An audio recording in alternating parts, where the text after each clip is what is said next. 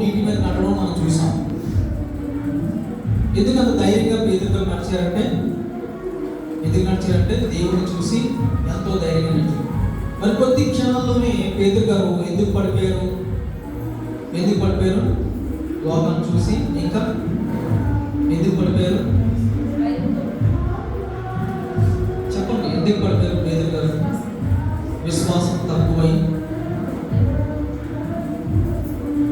జాగ్రత్తగా ఉన్నట్లయితే పేతురు గారు భయపడ్డారు. భయము ప్రమాదానికి దారితీస్తుంది. భయము ఉరి లాంటిది. క్రైస్తవులైన మనము దేనికి కూడా భయపడకూడదు అని చెప్పి ఈరోజు దేవుడు మనతో మాట్లాడుతున్నాం నేరుగా. దేనికి భయపడకూడదు. దేనికి భయపడకూడదా? నిజం, దేనికి భయపడకూడదు. అన్నింటికన్నా ప్రమాదకరమైనది ఏంటంటే మనిషికి అది మరణం. కానీ నిజమైన క్రైస్తవుడు మరణానికి కూడా భయపడ్డు. ఎందుకంటే పౌలు గారు చెప్తున్నారు, నేను బ్రతికుంటే దేవుని సేవ చేస్తాను, చనిపోతే దేవుని చూస్తాను. ఆయన నిర్ణయం తీసుకున్నాడు. ఏంటో తెలుసండి, తను బ్రతుకుంటే ఏం చేస్తాడంట? దేవుని యొక్క సేవ చేస్తాను, దేవుని కోసం బ్రతుకుతాను. కానీ చనిపోతే ఏం చేస్తాను? నేను దేవుణ్ణి చూస్తాను. ఆ నిరీక్షణ ఎంతమందికి అయితే వస్తుందో వారికి ఈ లోకంలో భయం లేదు. ప్రమాదకరమైన విషయానికి, మరణానికి భయపడే మనిషి దేవుణ్ణి చూడలేడు. మరణము మనకి చాలా చిన్న విషయం అయిపోవాలి. దేవుళ్ళలో విశ్వాసులుగా ముందుకెళ్తున్న మనకి మరణము అది చాలా చిన్నది. ఎందుకంటే దేవుడితో మనల్ని ఏకం చేసేది. దానికి కూడా భయపడకూడదు, మరణానికి కూడా భయపడకూడదు. మరి దేనికి భయపడాలి? మరి దేనికి లేదు. భూమి మీద జరిగే ఏడికి కూడా భయపడడానికి నిజమైన క్రైస్తవుడికి దేవుడు పిరికితనం కలిగిన హృదయము ఇవ్వలేదు. మరి ఎలాంటి హృదయం ఇచ్చాడంట చెప్పండి? బలమైన విశ్వాసంతో కూడిన దేన్నైనా తట్టుకొని నిలబడి ఆలోచన చేసి ఎదుర్కొని దాన్ని జయించే హృదయం ఇచ్చాడంట. కానీ క్రైస్తవులు ప్రతి చిన్న దానికి కూడా ఏం చేస్తాం? భయాన్ని వానికి ఎంటర్ చేస్తాము, ధైర్యాన్ని బయటికి పంపించేస్తాము. పేతురు వల్లే కిందకి పడిపోతూ ఉంటాం. ఈ రోజు నుంచి మనం నేర్చుకోవాల్సింది, దేనికి కూడా మీరు భయపడడానికి వీల్లేదు. దేనికి కూడా భయపడడానికి వీల్లేదు. అది ఎడ్యుకేషన్ కానివ్వండి, జాబ్ కానివ్వండి, పదవి కానివ్వండి, ఏదైనా సరే నిజ క్రైస్తవుల్ని ఏది కూడా భయపెట్టడానికి దానికి అధికారం లేదు. నిజ క్రైస్తవులైన మనము దేనికి భయపడకూడదు. సమస్యను చూసి మనం ఏం చేయకూడదు? భయము చెందకూడదు. భయము చెందితే మనకు అది ప్రమాదం ఉంటుంది. లోకంలో పడిపోతాం. విశ్వాసం కలిగి నడుస్తున్న మనము, విశ్వాసులుగా గుర్తించబడిన మనము లోకంలో మళ్ళీ పడిపోతాం. అంటే మధ్యలో ఏది ఎంటర్ అవుతుందంటే అది భయం. ఒకటి కోరుకుంటాము, అది దక్కదేమో అన్న భయం. ఒక స్థితి మనకి కావాలని ఆశపడతామో అది రాదేమో అన్న భయం. దేవుడు ఏమన్నాడు తెలుసా? నువ్వు ఆశే పడద్దు. అప్పుడు భయము పడవలసిన అవసరం లేదు కదా అంటున్నాడు దేవుడు. నువ్వు దేనికి కూడా ఆశ పడద్దు. ఒక స్థాయి కావాలని చెప్పి నువ్వు ఎప్పుడు కూడా కోరుకోవద్దు. ఒక స్థానానికి వెళ్ళాలని చెప్పి ఎప్పుడు కూడా నువ్వు ఆశ పడద్దు. నువ్వు ఉన్న స్థానం నుంచి నీకు నచ్చిన స్థానానికి వెళ్ళాలని ఆశ పడుతున్నావు అంటే నీలో అనేకమైన భయాలు వచ్చేస్తాయి. ఆ స్థానానికి అంచెలంచెలుగా ఆటోమేటిక్గా నీకు తెలియకుండానే దేవుడు తీసుకెళ్తాడు. కానీ నువ్వు ఆశపడినంత మాత్రాన్ని ప్రమాదకరమైన స్థానానికి దేవుడు నిన్ను తీసుకెళ్ళడు. ఒక్కసారి వెళ్ళిపోతాం ఇంట్లో అన్నట్టుగా మనం ప్రయత్నం చేస్తే అప్పుడు ఎన్నో హృదయ వేదనలు, భయంకరమైన భయాలు మన జీవితంలో ఎంటర్ అవుతుంటాయి. అందుకే దేనికి కూడా భయపడకూడదు. ఎన్నో పాటల ద్వారా దేవుడు మనకి ఏం చేస్తున్నాడండి? ఎంతో బలము, విశ్వాసం, ఉత్సాహం ఇస్తుంటాడు. బంధువులు విలేసినా భయపడకూడదు. స్నేహితులు, ఎంతో క్లోజ్ స్నేహితులు బ్రేకప్ చెప్పినా భయపడకూడదు. చాలా టేకిటీజీగా తీసుకోవాలి. అన్ని భయాల వెనక ఎవరి హస్తం ఉంటుంది? సాతాను హస్తం ఉంటుంది. మిమ్మల్ని భయపెట్టి మిమ్మల్ని విశ్వాసంలోంచి కిందకి తీసుకొచ్చి మిమ్మల్ని లోకంలో అందరితో కలిపేయాలన్నదే వారి యొక్క నిర్ణయం. కాబట్టి దేనికి కూడా మీరు భయపడకూడదు. ఏ ప్రమాదం ముందుకు వచ్చినా సరే భయపడద్దు అని చెప్పి దేవుడు ఎన్నోసార్లు బైబిల్లో మనతో మాట్లాడుతున్నాడు. ఒక వాక్య భాగం చూసుకుందాం. సామెతలు 28 మొదటి నుంచి చూస్తే,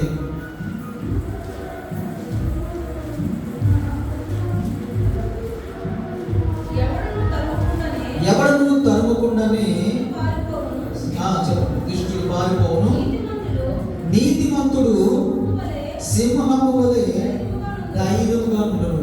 చెప్పండి, నీతిమంతులంట సింహం వలె. ఒక అడవికి రాజు సింహము, ఈ లోకానికి రాజు ఎవరు? క్రైస్తవులు. క్రైస్తవులు మాత్రమే నీతిమంతులుగా తీర్చబడతారు ఒకరోజు వచ్చిన రోజున, ఇంకెవరో కాదు. ఎందుకంటే క్రైస్తవులకు మాత్రమే నీతి అంటే ఏంటో తెలుసు, నిజమైన నీతి అంటే ఏంటో తెలుసు. ఒకరికి సహాయం చేయడం అది నీతిగా ఎంచబడదు. నిజమైన నీతి తెలుసా? హృదయపూర్వకంగా నిన్ను నువ్వు మార్చుకుని నువ్వు ఏ పని చేసినా అది నీతిగా అనిపిస్తుంది. అది క్రైస్తవుల తత్వం. నీతి హృదయంలోంచి రావాలి, చేతుల్లోంచి కాదు, ధనంలోంచి కాదు, గొప్పలోంచి కాదు, పదవుల్లోంచి కాదు, లేకపోతే ఎవరో చూస్తే గొప్ప అయిపోవడానికి అందులోంచి కూడా నీతి ఏమీ రాదు. నీ కార్యాలు బట్టి, నీ హృదయం మార్పుని, నీ కార్యాలు బట్టి నీతి నీకు రాదు. వాళ్ళ క్రైస్తవులు కాదు. క్రైస్తవులు అంటే నీతిమంతులుగా హృదయంలో ఉంటారంట, వాళ్ళు ధైర్యంగా ఉంటారంట. ఎలా ఉంటారు నీతిమంతులు? సింహం వలె. సింహం వలె భూమి మీద సింహంలా బ్రతకాలన్నా. ఎవరుగా? నీతిమంతులు సింహంలా బ్రతకాలి. విశ్వాసులు మనం సింహంలాగా ఉండాలి. దేనికి కూడా లొంగకూడదు, దేనికి కూడా చలించకూడదు, దేనికి భయము పడకూడదు. ఏది వచ్చినా సరే, ఏ సమస్య వచ్చినా సరే మొట్టమొదటిగా భయపడతాము, ఇక మీద భయపడదు. సమస్య రానివ్వండి, ఆర్థిక ఇబ్బందులు రానివ్వండి, ఆర్థిక ఇంకా ఆరోగ్యపరమైన ఇబ్బందులు రానివ్వండి, మొట్టమొదటిగా మీరు భయపడదు. ఎందుకు? మీరు సింహం లాంటి వారని చెప్పి బైబిల్ మనకి భరోసా ఇస్తున్నప్పుడు మేము కాదు అని చెప్పి మీరు ఎప్పుడు కూడా వాక్యం నుంచి తొలగకూడదు. సింహంలాగా ధైర్యంగా ఉండాలని చెప్పి దేవుడు మనతో సెలవిస్తున్నాడు. దానియేలు ఎంతో ధైర్యంగా ఉన్నాడు. ఎంత ధైర్యంగా ఉన్నాడండి?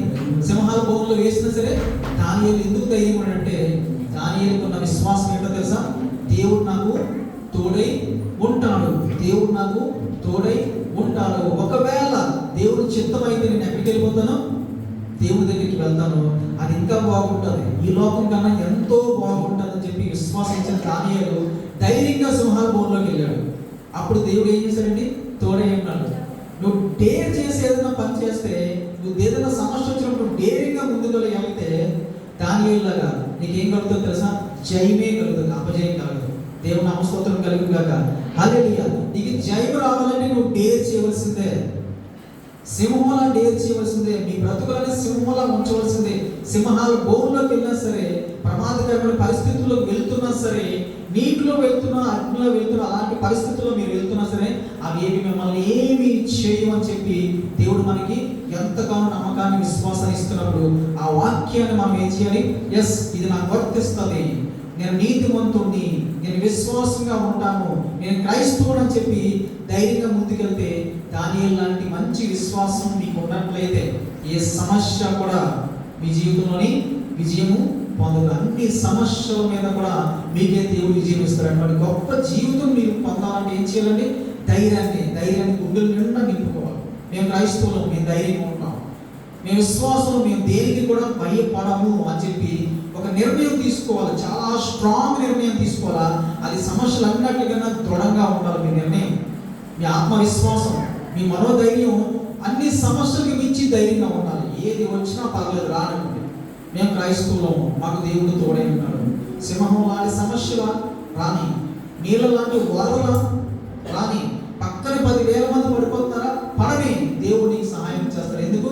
నువ్వు సింహంలా ఉంటావు ఈ లోకంలో, నువ్వు ధైర్యంగా దానియేలులా ఉన్నావు. కాబట్టి ఎంతమంది ఏది అయినా సరే, ఎలాంటి విపత్తులు వచ్చినా సరే నీ ధైర్యం ఏం చేస్తుంది? నిన్ను బ్రతికిస్తుంది.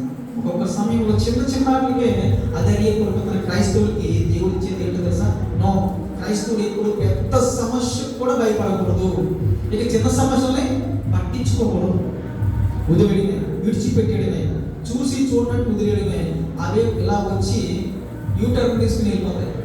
మీరు ఎప్పుడైతే భయపడ్డారో ఆ భయాన్ని యూజ్ చేసుకుని సాధారణంగా ఏం చేస్తారు? అక్కడ కార్యాలు చేస్తారు. ఒక భయం మనం ఎలవ చేస్తే, ఒక భయం మన హృదయంలో మనం క్రియేట్ చేసుకుంటే సాతాను కార్యం జరుగుతుంది, అపజయం వస్తుంది, అవమానం వస్తుంది, నిందలు వస్తాయి, ఆర్థికపరమైన, ఆరోగ్యపరమైన సమస్యలు వస్తాయి. ఒక భయం, ఒక ఉరి తీసేసే ఒక వ్యక్తి రేపు తీసేస్తాను అనగానే ఒక డాక్టర్ వచ్చాడు, ఒక సైంటిస్ట్, నేను ఒక చిన్న ఎక్స్పెరిమెంట్ చేస్తాను, ఎలాగ రేపు ఉరి తీసేస్తారు కదా, అతను నాకు ఒకసారి అది చెప్పండి అని చెప్పేసి అది చెప్పమంటే ఒప్పుకున్నారు. గవర్నమెంట్ అంతా అందరూ కూర్చోబెట్టి ఆ ఉరి శిక్ష వేసే వ్యక్తి చెప్తారు, రేపు నేను ఉరి తీసేస్తాను, రేపు ఎలాగ నువ్వు చనిపోతావు, నీకు చాప్టర్ అయిపోతుంది. కాబట్టి ఈ రోజు నీ మీద ఒక చిన్న పరీక్ష చేస్తాము, అది కూడా చావే, దానికి కూడా చావే వస్తుంది. కానీ రేపు గురికన్నా కొంచెం బాగుంటుందేమో, కొంచెం సింపుల్గా అవుతుందేమో, ఒప్పుకుంటావు అంటే అతను ఒప్పుకున్నాడు. మంచిదే.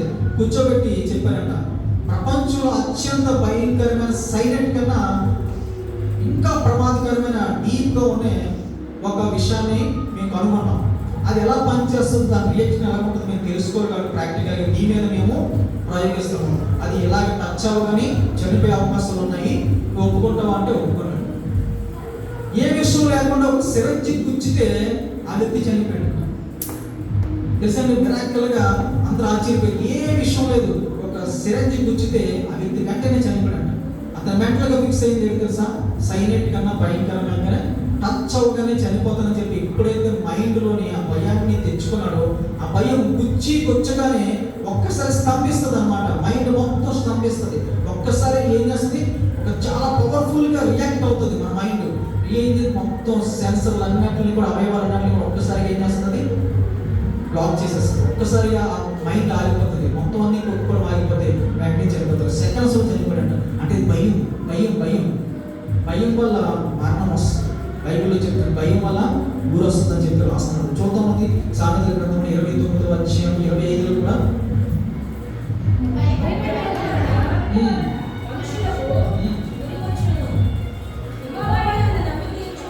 యెహోవా యందు నమ్మకించువాడు సురక్షితంగా ఉంటాడంట. భయపడ్డం వల్ల ఊరు వస్తుందంట. ఊరంటే ప్రమాదం, మరణం, ఇబ్బందులు, ఆరోగ్యపరమైన సమస్యలు, ఇవన్నీ భయపడ్డం వల్ల వస్తున్నాయంట.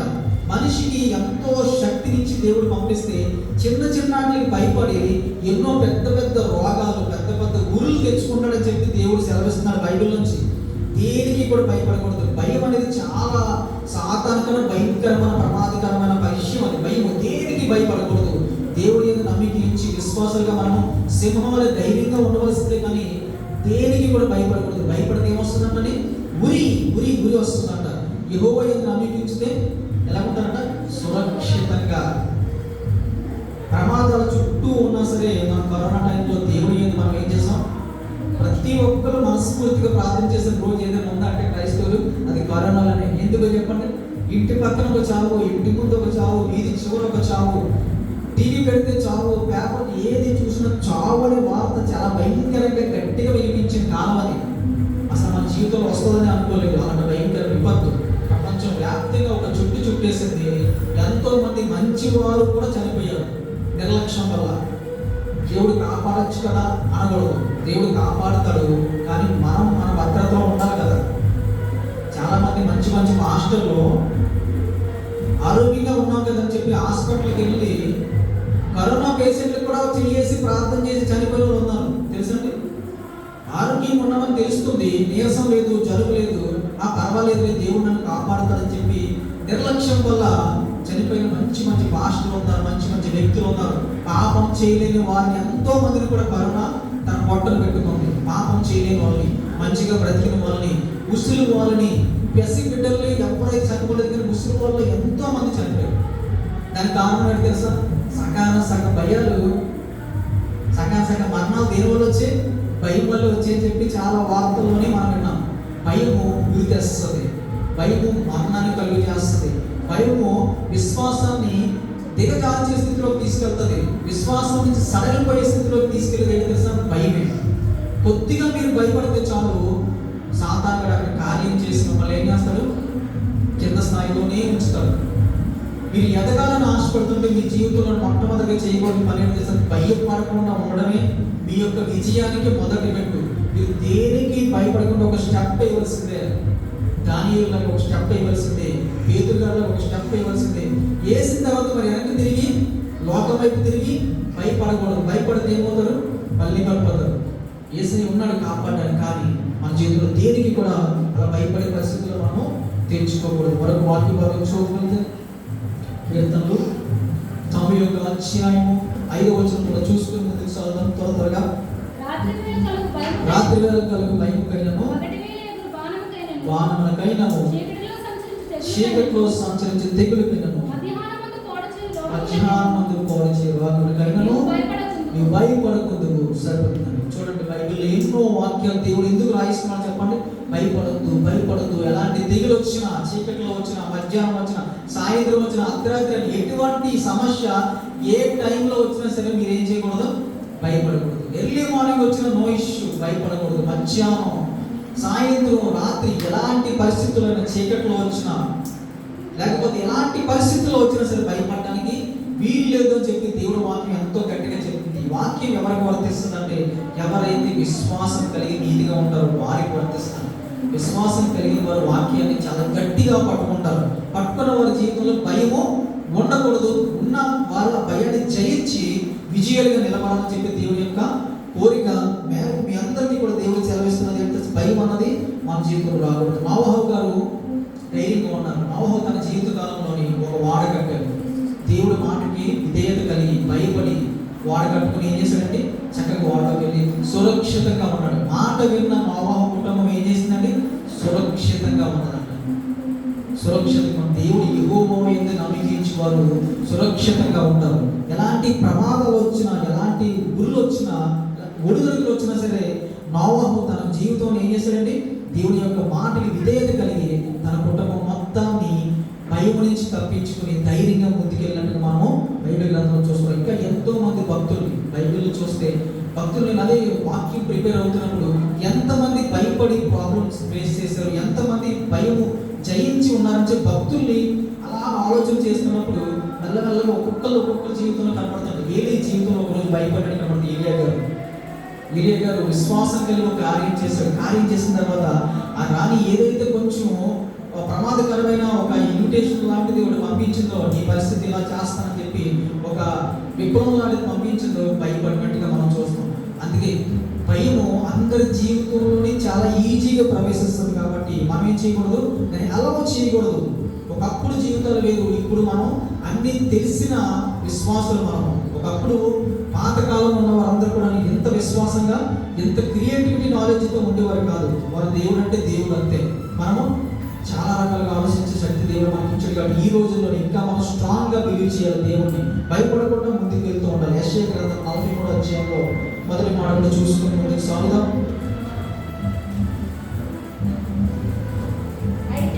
అయితే యాకోబు యెహోవా ఇశ్రాయేలు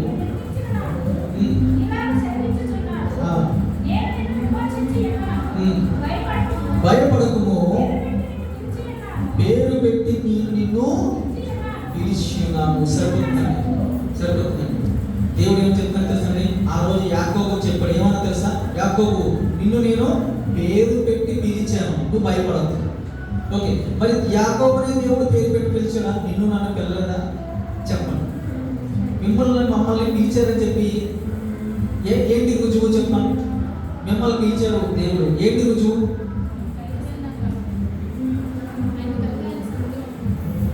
కొంచెం గట్టిగా చెప్పండి. మమ్మల్ని దేవుడు పిలిచాడు.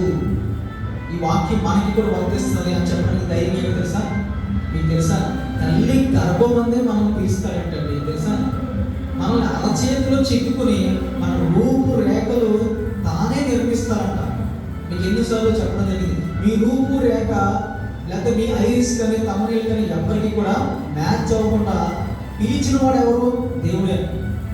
ఎంత పర్టికులర్గా పిలిచాడండి, ఎంత పర్టికులర్గా పిలిచాడు, ఎంత యూనిక్గా పిలిచాడు. ఎంత యూనిక్ అండి, ఎవరితో మ్యాచింగ్ ఉండదు. మీ తమ్ము ప్రపంచంలో ఎవరితో మ్యాచింగ్ ఉండదు.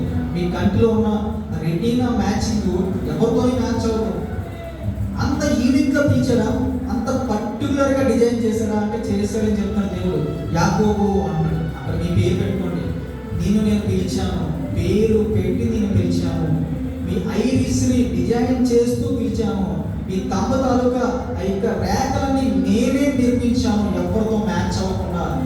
నేను చూశాను, తల్లి గర్భం అంటే నేను నిన్ను చూశాను. నువ్వు భయపడదు. మీరు లోపల ఉన్న చిన్న చిన్న పిచ్చుకల కన్నా, జంతువుల కన్నా మీరు చాలా గొప్పవారు నా దృష్టిలో. మీరు దేనికి భయపడద్దు. ప్రతికి ఉంటే దేవుడి యొక్క సేవకు సహాయం చేయాలి.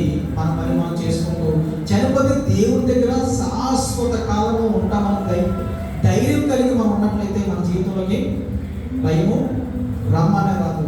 దేనికి భయపడద్దు. మన ఆర్థిక పరిస్థితులు ఒక్కోసారి మనం ఏం చేస్తూ ఉంటాయి, భయానికి లాగుతూ ఉంటాయి.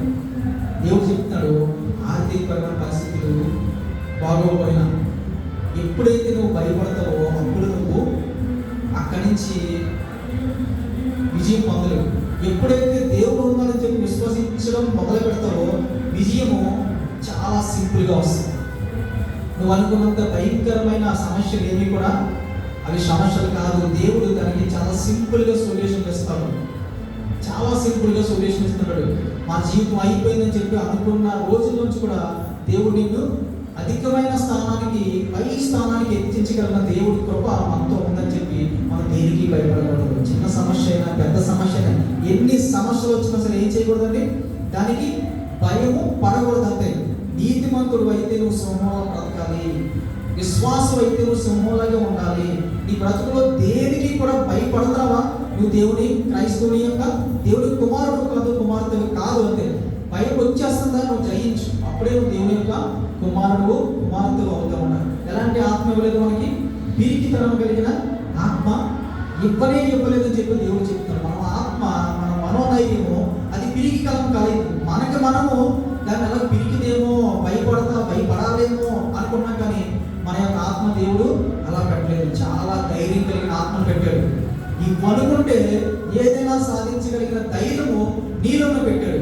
ఆ క్రియేటివిటీ, ఆ మోటివేషన్ అంతా కూడా నువ్వే తీసుకోవాలి. వాక్యం నుంచి తీసుకోవాలి, ఇంకా లోకంలో మంచి వారు చేసిన మంచి పనుల నుంచి తీసుకోవాలి. ధైర్యంగా బ్రతకాలి. ఏ సమస్య వచ్చినా మనం ధైర్యంగా బ్రతకాలి. దేవుడు సెలవు. ఇరవై గ్రంథంలో 30వ అధ్యాయం 10వ వచనం కూడా చూద్దాం.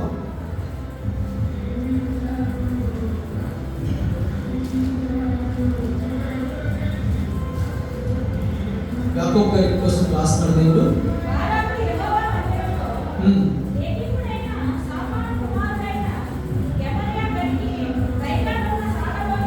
అది లోకసు వార్త 1వ అధ్యాయం 30వ వచనంకి వచ్చేద్దాం. 1:30 వచనంకి వచ్చేద్దాం.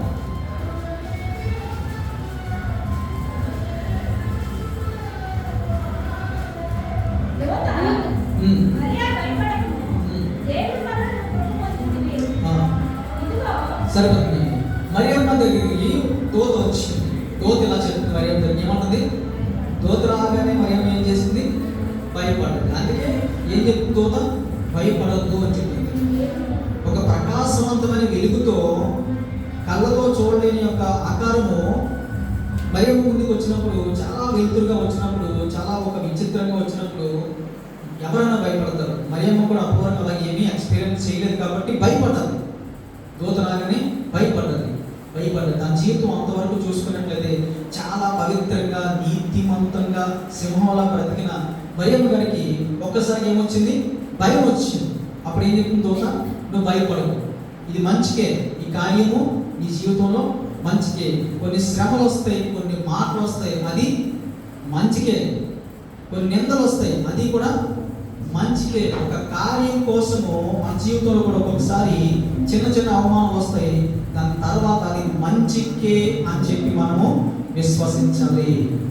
కొన్ని కష్టాలు వస్తాయి, అది మంచికే అని చెప్పి మనము విశ్వసించాలి. ఒక స్థానం కోరుకుంటున్నప్పుడు కొన్ని శ్రమల వెంబడి వెళ్ళవలసి వస్తుంది, అది ట్రైనింగ్ లాంటిది. కొన్ని మాటలు పడవలసి వస్తుంది, అది ట్రైనింగ్ లాంటిది. కొన్ని నిందలు పడవలసి వస్తుంది, అది ట్రైనింగ్ లాంటిది.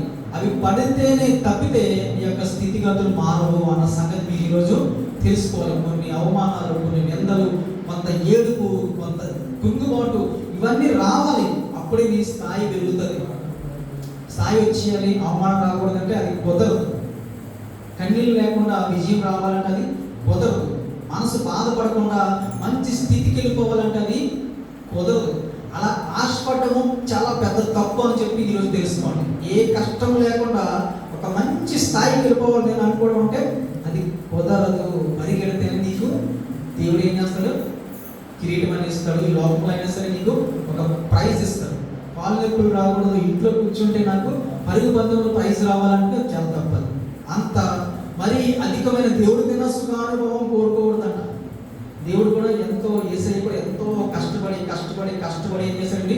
సువార్త ప్రకటించాడు. మరి యెహోవా దేవుడు చల్లగా పైన కూర్చున్నాడు అనుకున్నారా? చెప్పండి. యేసుక్రీస్తు భూమి మీదకి వచ్చి చాలా కష్టపడ్డాడు. యెహోవా దేవుడు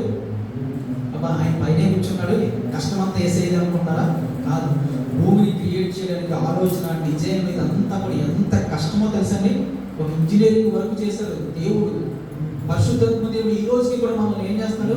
పాపం నుంచి ఒప్పుకునేటట్టుగా మనల్ని మార్పు చెందారు. ఒప్పుకోలు మనకు కల్పిస్తుంటాడు. పాపం నుంచి ఒప్పుకోలు, పాపం చేసావు, తప్పు చేసావు, ఒప్పుకో. అప్పుడు దేవుడు నిన్ను శిక్ష నుంచి తప్పిస్తాడు, నువ్వు దేవుడి దగ్గరికి వెళ్తామని చెప్పి పాపం ఒప్పుకోలు మనతో ఈ రోజుకి చేయిస్తున్నది ఎవరో తెలుసా? పరిశుద్ధాత్మ దేవుడు. అందరికీ ఏముంది? పని ఉంది. అందరికీ పని ఉంది. అందరూ పనులు చేస్తారు, గట్టిగా పనులు చేస్తారు. అందరూ కలిపి చెప్పేది ఏంటో తెలుసా?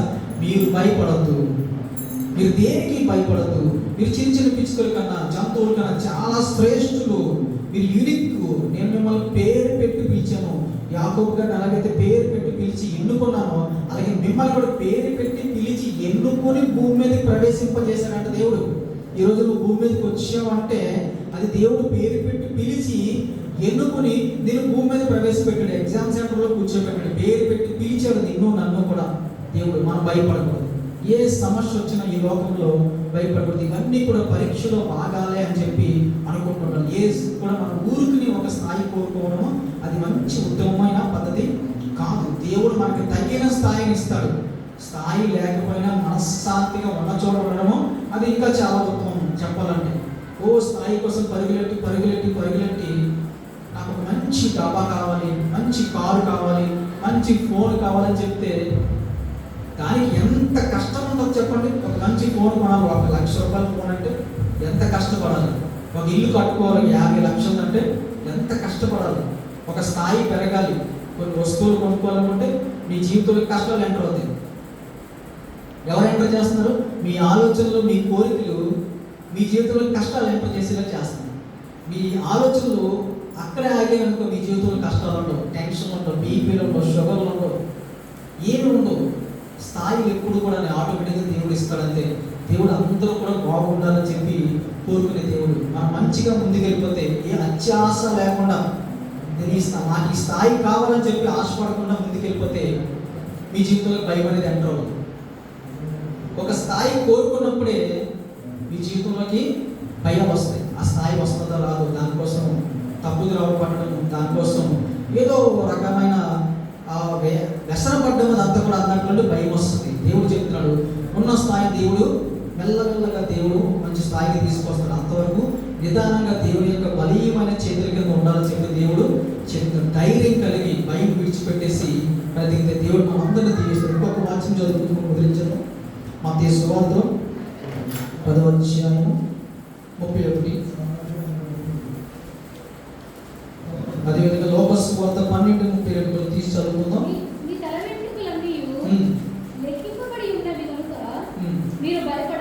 భయపడకుడి, మీరు అనేకమైన పిచ్చుకల కన్నా శ్రేష్ఠులు. సరిపోతుందండి. మీ తల వెంట్రుకలన్నీ లెక్కించాడంట దేవుడు. చూసారా లేడీస్, మీరు తల ఊడిపోతుంటే చాలా ఫీల్ అవుతుంటారు కదా. మీ అందరికీ ఒక మాట చెప్పిన, దేవుడు మీ వెంట్రుకలన్నీ కూడా లెక్కించి ఉంచాడు.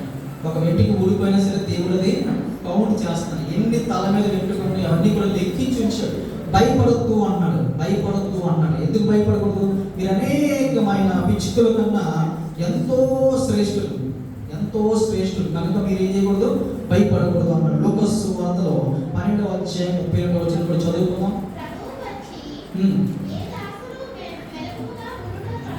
చిన్న మంద భయపడకుండా చూడండి ఒకసారి.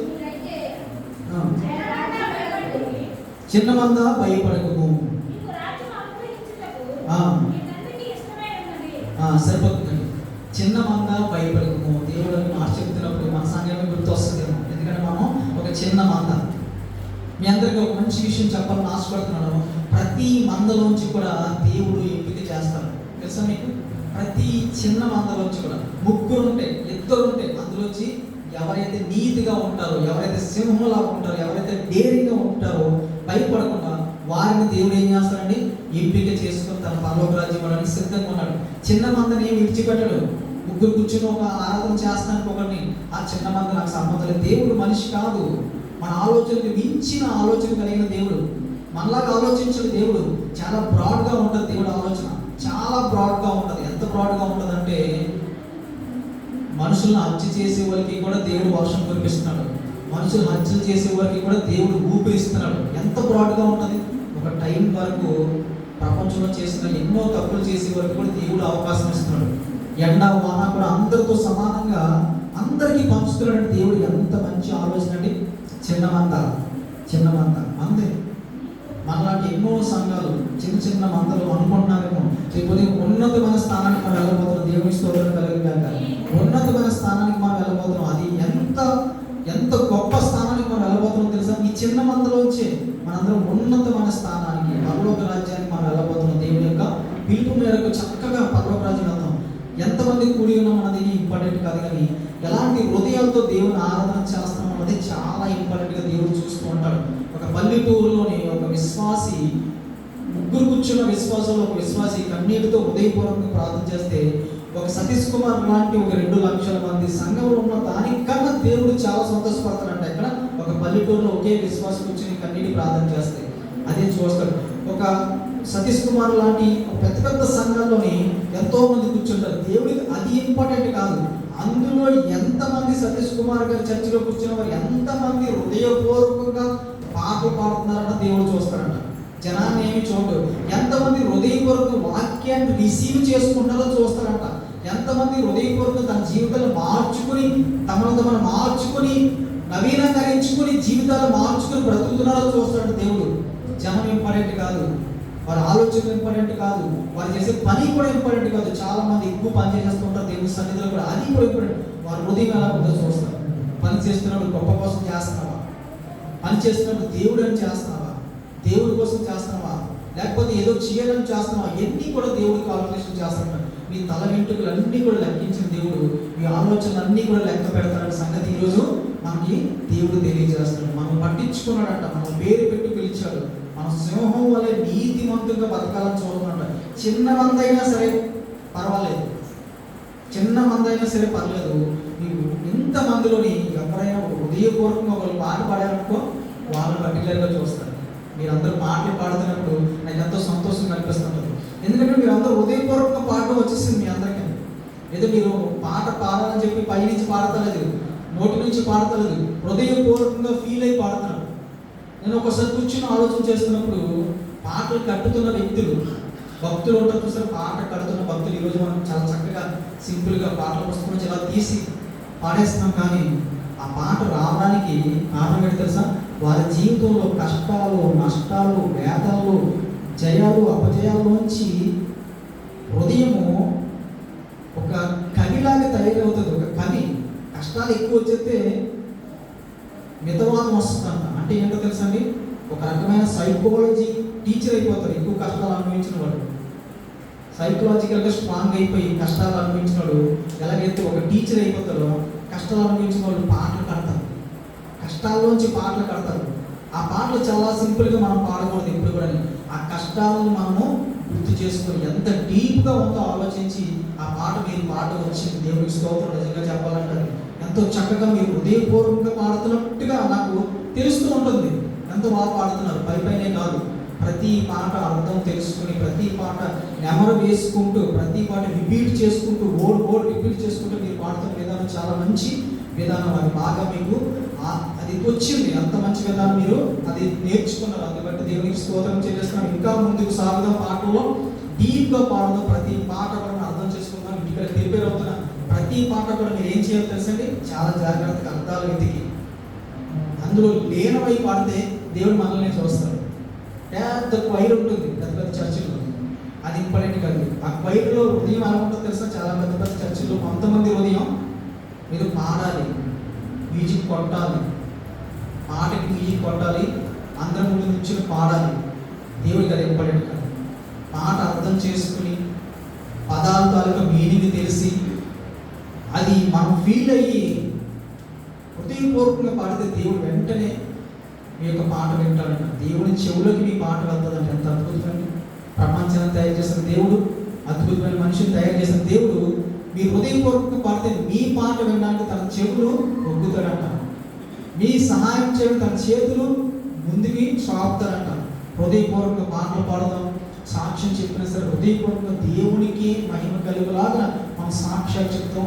వాక్యం వింటున్నప్పుడు దేవుడు ఇందులో వచ్చి నాకు దీవిస్తాడు, ప్రతి వాక్యం నుంచి కూడా దీవిస్తాడు, నన్ను ఒక నెక్స్ట్ లెవెల్కి నన్ను తీసుకెళ్తాడని చెప్పి ఇంట్రెస్ట్గా కూర్చుని వాక్యం వినాలంట. తెలుసండి, వాక్యం వినేటప్పుడు చాలా ఇంట్రెస్ట్గా కూర్చొని ఆ కొన్ని నిమిషాలు వాక్యం అంటే అది లోపల వైరస్ని ఏం చేస్తారండి, అది నిర్మూలన చేయడానికి దేవుడి వాక్యము యాంటీవైరస్ లాగా పనిచేస్తుంది. మనకి మరకలన్నీ కలిగేయడానికి నీళ్ళ వల్లే పనిచేస్తుందంట. ఆ వంకర టింకర్లన్నీ పోవడానికి సుత్తు వల్లే పనిచేస్తుందంట. తెలుసా, చెత్త అంతా కాల్ చేసి అగ్నిగా పనిచేస్తుందంట. దేవుని వాక్యం చాలా శ్రద్ధగా వినాలి, ప్రతి మాట కూడా శ్రద్ధగా వినాలి, హృదయంలోకి తీసుకోవాలి. అప్పుడు ఆ హృదయంలో మీకు తెలియకుండా పరివర్తన వస్తుంది. వాక్యం మిమ్మల్ని మారుస్తుంది, మీ స్థితిగతులు నెక్స్ట్ లెవెల్కి తీసుకెళ్తుంది. మీరు ఆర్థిక పరంగా, ఆరోగ్యపరంగా మీరు ఉన్నత స్థాయికి వెళ్ళాలని ఆశపడుతున్నారా? అయితే వాక్యాన్ని చాలా శ్రద్ధగా, మాట చాలా శ్రద్ధగా, సాక్ష్యం చాలా శ్రద్ధగా అన్నీ చేయగలిగితే మీరు నెక్స్ట్ లెవెల్కి ఊరికనే వెళ్తారు. చాలా సింపుల్గా ఇవేమీ చేయకుండా, ప్రయత్నాలు ఏమి చేయకుండా, నాకు ఆ స్థానం కావాలి, ఆ స్థానం కావాలి, ఆ స్థానం కావాలి, వీళ్ళ వేదన మిగులుతుంది, కన్నీరు మిగులుతుంది, అసహనం మిగులుతుంది, డిప్రెషన్లోకి వెళ్ళిపోతావు. ఆ స్థాయి ఎప్పుడు కూడా నువ్వు చేరుకోలేవు. నువ్వు కష్టపడాలి, దేవుళ్ళు కష్టపడాలి, దేవుని కోసం కష్టపడాలి. అప్పుడు నీవు అనుకునే స్థాయికి నువ్వు చేరగలుగుతావు.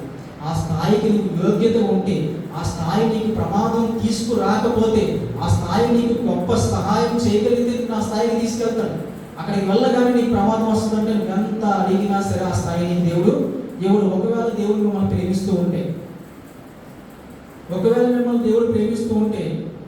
దేవుడు మిమ్మల్ని పిల్లలు అనుకుంటే, ఎంత అడిగినా సరే నీకు పిల్లల చేతికి చాకులు, కత్తులు, ప్రమాదకర వస్తువులు దేవుడు తండ్రి తల్లి ఇవ్వరు. అర్థం చేసుకుని దేవుని మంచి స్థాయికి వెళ్ళాలనుకుంటే కష్టపడదాం, వాక్యం వెళ్దాం, భయపడకపోదాం, దేనికి కూడా భయపడకుందాం. ఈ రోజు నుంచి ఏ సమస్యను వస్తే ధైర్యంగా ఉండడము అలవాటు చేసుకుందాం, భయపడకుండా ఉండడము అలవాటు చేసుకుందాం. కొన్ని రోజులు అలవాటు అయిపోతుంది, దాని మీద విజయం మీకు వస్తుంది. దేవుని మనం దీవించుకుందాం. అందరూ లేచిన కొడదాం, పాట పాడుకొని కానుకలు సమర్పించుకుందాం.